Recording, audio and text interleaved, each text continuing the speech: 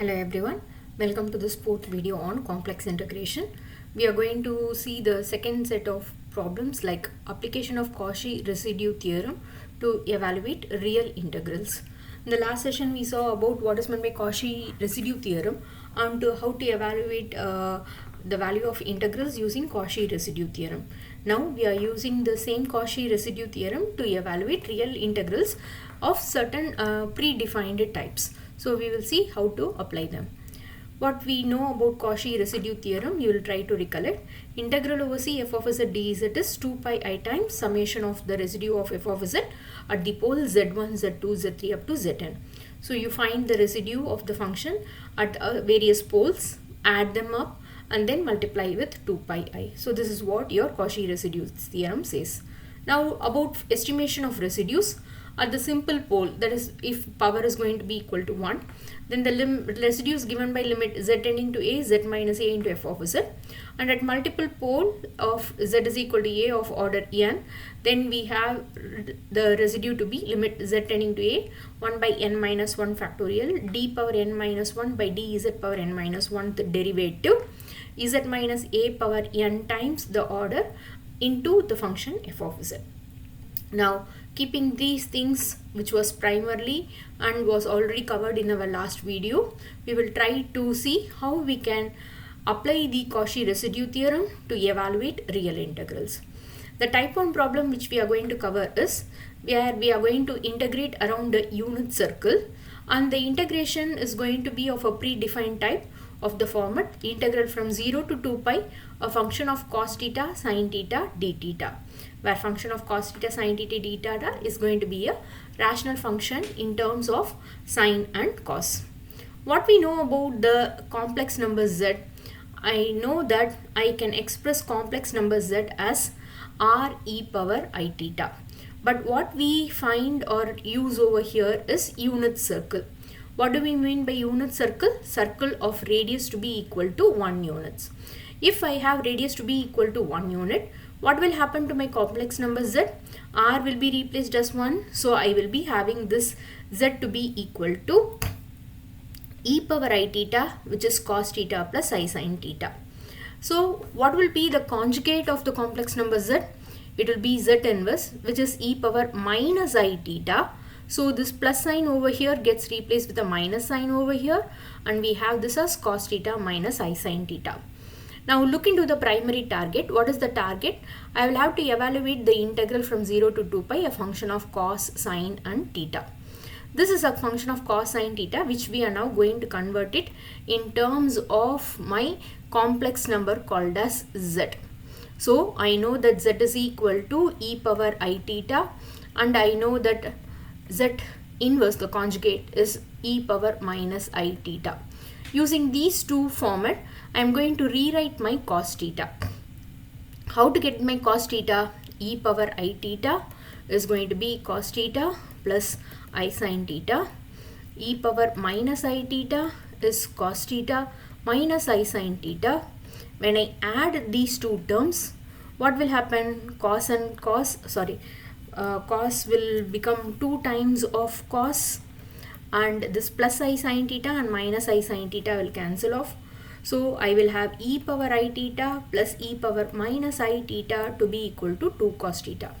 So this gives me cos theta is e power I theta plus e power minus I theta divided by 2. In a similar fashion, when I want to extract the sin theta, how to get your sin theta? Instead of adding them, you subtract the quantity. So when we subtract, cos and cos will get cancelled off. I and minus of minus I will become plus I. So I will have 2i sin theta. So 2i sin theta will be e theta minus I sin theta minus e power I theta. So sin theta can be written as cross multiplying e power I theta. We subtracted it. So e power minus I theta divided by, what was the divisor? You had 2 times of I. You will have to be careful about this I. So when I want to convert this function in terms of cos and sine into a function of z, then I will go for substitution, which is now aided by cos theta is z plus z inverse divided by 2 as we had over here, because what we know about e power I theta? E power I theta can be represented as z. And what is this e power minus I theta? It is nothing but z inverse divided by 2. So how I can write cos theta as? I can write my cos theta as z plus z inverse divided by 2.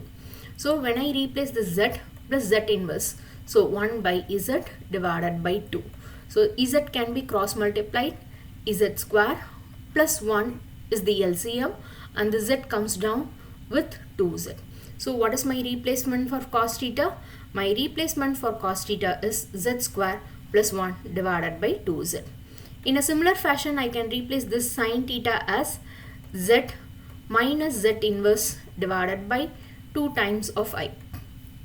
Z minus z inverse divided by 2 times of I.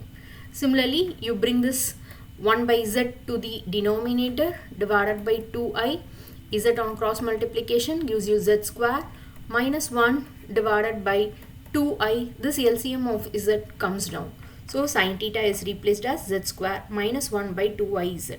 So in my integral, wherever I have cos theta, I will replace it with z square plus 1 by 2z, and wherever I have sin theta, I will replace it with z square minus 1 by 2i z.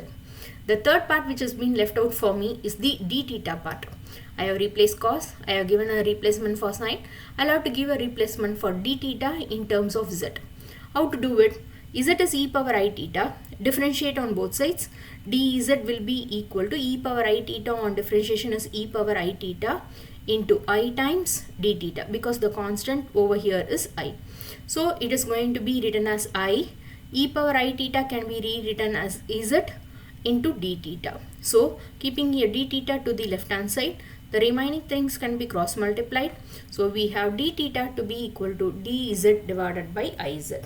So I need to remember 3 substitution formula for my type 1 problem, which is evaluated for a unit circle. This point is very, very important, because what is going to be our boundary? The boundary is mod z is equal to 1.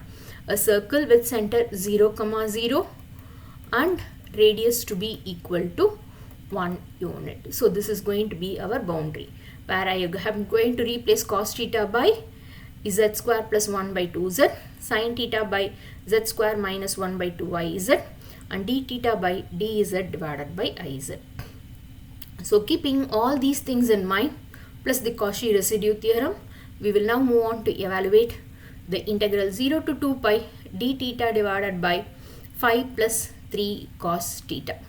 So this integral, which is going to be from 0 to 2 pi, a function of, you don't have a cos over here, just a sin theta, cos over sin over here, we just have a function of cos theta. So I will have to say what is going to be the substitution for my cos theta, say what is the substitution for my d theta, and in which case after resubstituting all this quantity, the problem will get converted to z.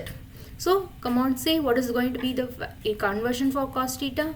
We know that the conversion for cos theta is z square plus 1 divided by 2z, and d theta is replaced as dz divided by iz. I now put everything back in my integration, so that this integral, which was from 0 to 2 pi, will now become integral along the closed curve C. And what is my closed curve C? The unit circle mod z is equal to 1. So first my limit 0 to 2 pi gets converted. Next d theta gets converted as dz divided by iz. And now 5 plus 3 times cos theta gets converted as z square plus 1 divided by 2z. So now let us take the LCM, integral over C, dz divided by iz. So 5 into 2, that makes it as 10z plus 3z square plus 3 divided by the total LCM is 2z. Ez can be cancelled off. So this leaves me with integral over C. This 2 goes to the numerator. So 2 divided by I dz divided by 10z plus 3z square plus 3. Now let me rearrange this quantity in order of z. So this can be rewritten as highest power 3z square plus 10z plus 3. Now let me make this z to be of unit coefficient. How can I make it as unit coefficient? By pulling out a 3 outside. So I have dz divided by z square 10 by 3 times of z plus 1. So now I have in my denominator a function of z valid for z square plus 10z by 3 plus 1 with a constant 2 by 3i in the front. Now I will be using my Cauchy residue theorem to find the value of this integral.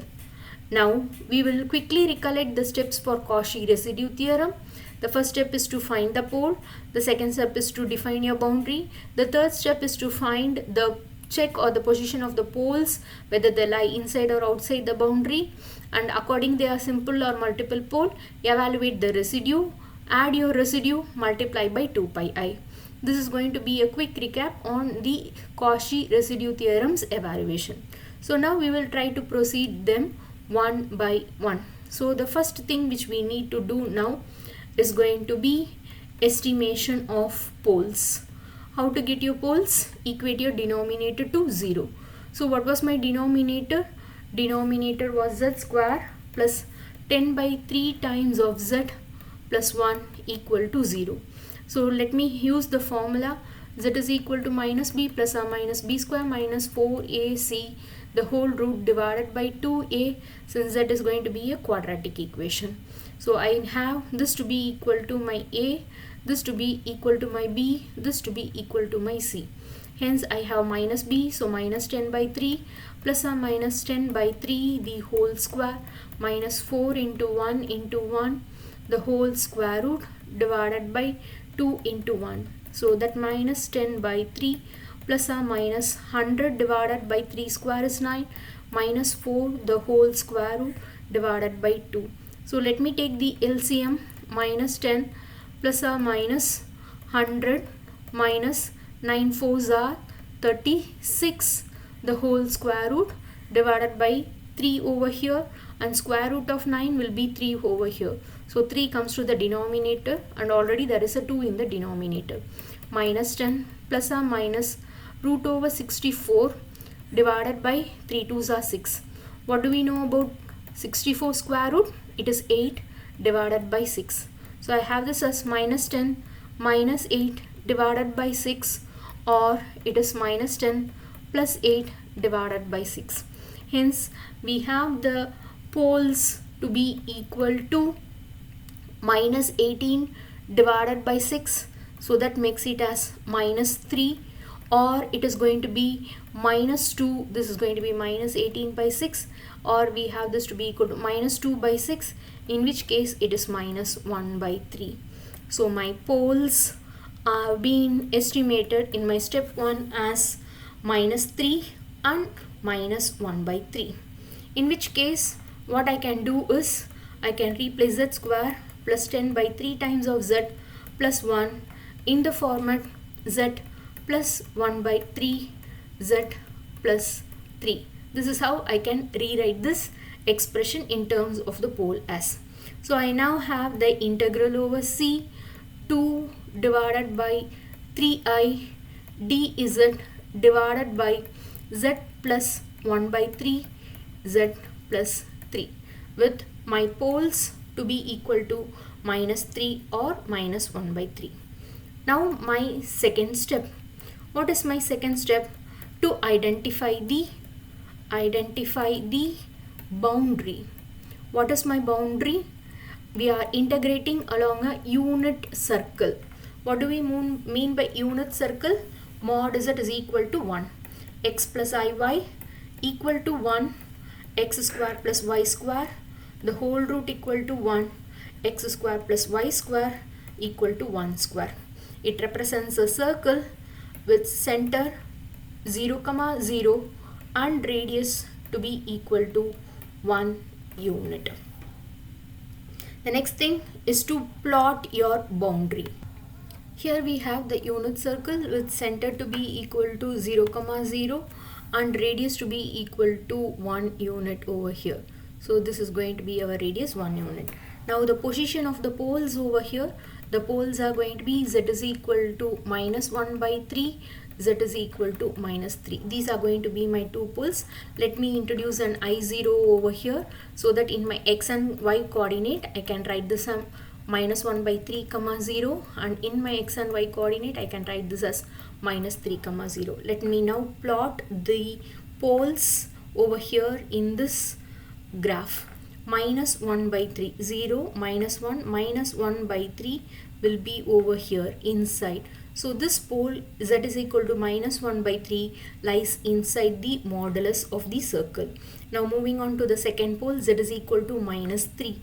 Where is going to be minus 3 comma 0?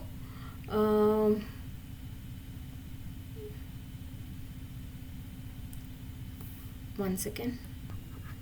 The point minus 1 by 3, I am sorry, it is over here in your x-axis. So where will be the point minus 1 by 3 comma 0? Over here.